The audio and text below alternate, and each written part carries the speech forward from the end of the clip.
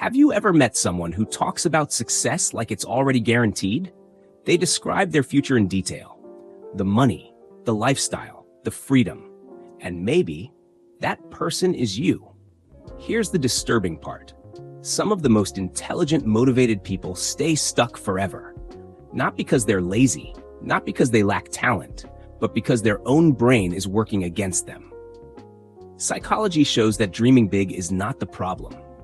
The problem is why nothing changes afterward.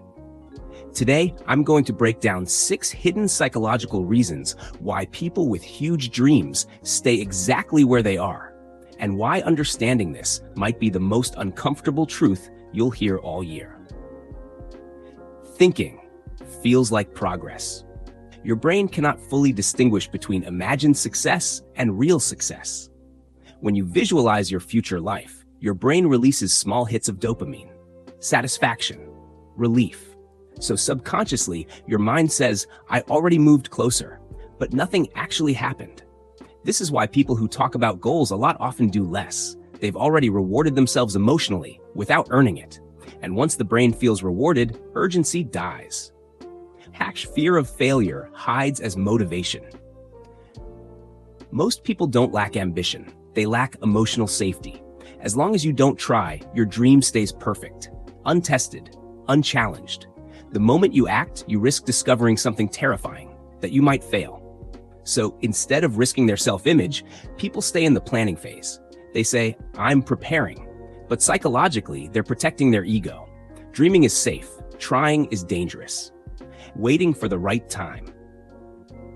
The human brain loves certainty, and action always feels uncertain.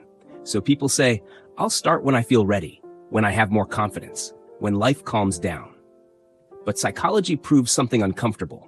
Readiness comes after action, not before.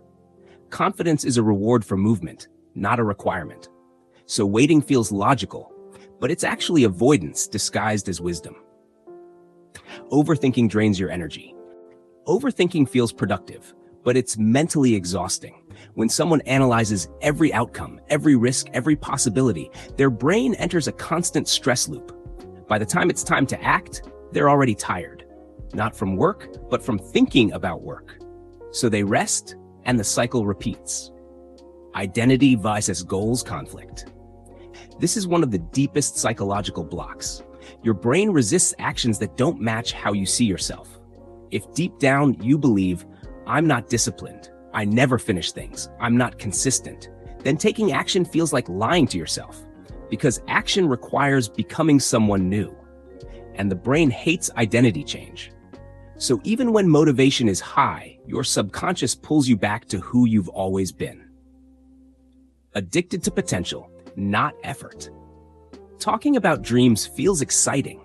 It creates identity, hope, possibility. But real progress is boring, repetitive, lonely.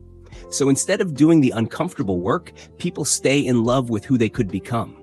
Potential feels powerful, effort feels humbling, and many people would rather protect the fantasy than confront reality. Closing powerful message. Having big dreams isn't rare. Millions have them. What's rare is acting while your mind resists, not when motivation is high, not when fear is gone, but when your brain says, stay comfortable. The difference between dreamers and achievers isn't intelligence. It's the willingness to move, even while feeling unready, afraid, and uncertain. Because action doesn't follow clarity. Clarity follows action. If this hit uncomfortably close to home, that's not a coincidence. Subscribe if you want psychology that actually changes behavior, not just motivation that feels good and fades. Because the real battle isn't outside, it's inside your mind.